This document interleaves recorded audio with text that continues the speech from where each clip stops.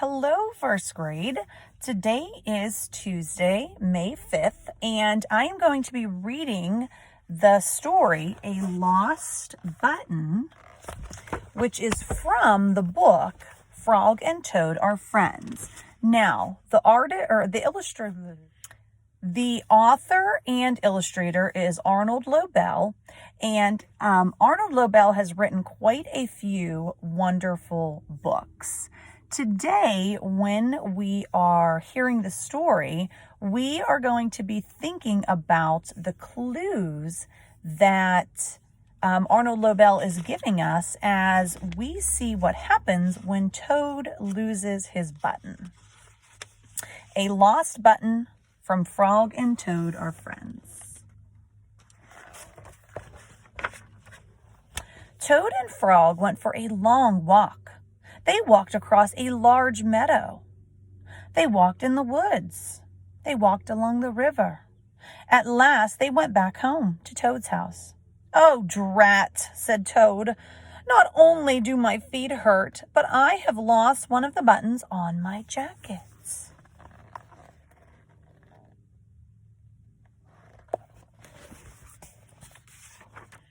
"Don't worry," said Frog. "We will go back to all the places where we walked. We will soon find your button." They walked back to the large meadow. They began to look for the button in the tall grass. "Here is your button," cried Frog. "That is not my button," said Toad. "That button is black. My button was white." Toad put the black button in his pocket.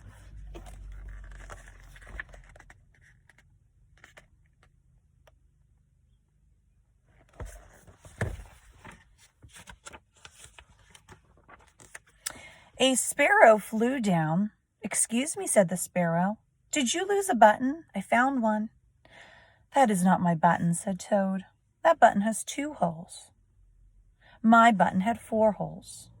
Toad put the button with 2 holes in his pocket. All right, let's pause for a moment. We have 2 characters so far, right? We have Frog and Toad. Now, I want to think about the characters' point of view, which means their feelings and their thoughts and kind of their character traits. So we have Toad, who has lost his button, and he definitely seems upset, right? He used the words, "Oh, drat." He said his feet hurt, and he also had this missing button. Now let's think about Frog. Frog said, "Don't worry. We'll go back to all the places we walked and we'll find your button soon." So that tells me that Frog is a really good friend, right? He's willing to help his friend. And also, he seems like a pretty positive person. He doesn't seem to be worried about this lost button. He kind of has a plan for it. A raccoon came out from behind a tree. "I heard you were looking for a button," he said. "Here's one that I just found." "That is not my button," wailed Toad. "That button is square. My button was round." Toad put the square button back in his pocket.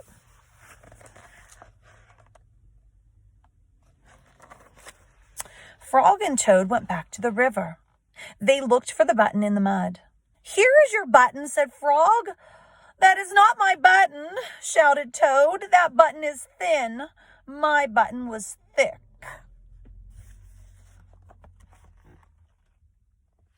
All right, now we know this book is fantasy, right? Because in real life, a frog and a toad probably wouldn't even be friends, and they certainly wouldn't be hanging out together looking for buttons, and other animals wouldn't be helping them.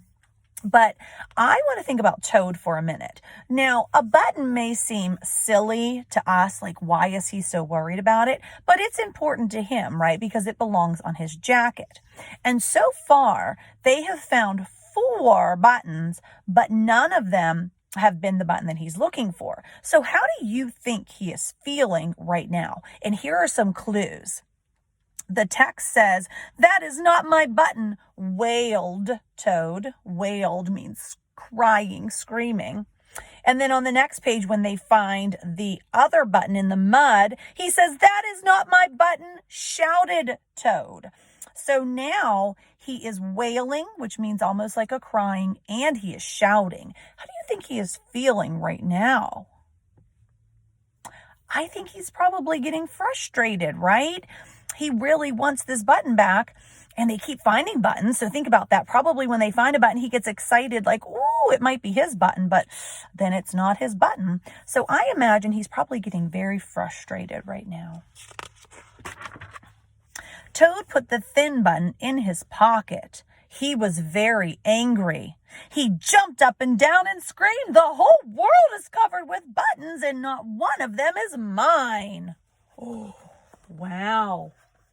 Well, my guess was that he is frustrated, but the author just told us he is angry. He's more than frustrated, right? He's getting very, very angry.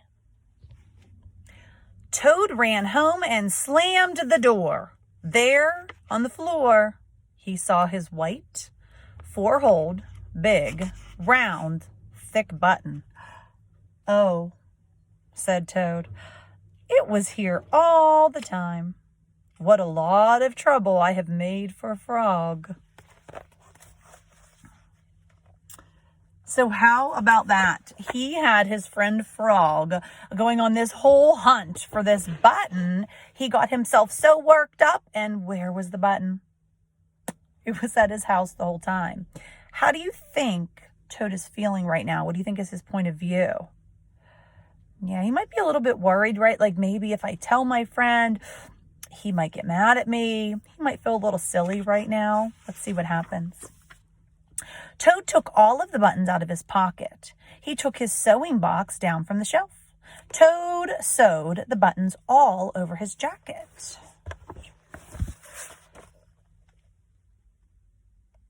Okay, because remember, when he was finding those other buttons, he was collecting them. The next day, Toad gave his jacket to Frog. Frog thought that it was beautiful. He put it on and jumped for joy. None of the buttons fell off. Toad had sewed them on very well. Wow. So to kind of make up, right, for being silly and making that mistake, but then also as a thank you, Toad gave away his jacket and added those extra buttons on to make it really special for Frog. All right, now we read this story, and the author's purpose, which means the reason that Arnold Lobel wrote this, was to tell about good friends. So I want you to think, what makes a good friend? What character traits are important? Let's think about Toad and Frog. When Toad lost his button, Frog was very helpful. Frog was very kind. Did Frog get mad at him? No, he just helped him. So friends do those types of things. And I know right now it's a little bit sad because we are missing our friends at school, but we'll get back to seeing them eventually.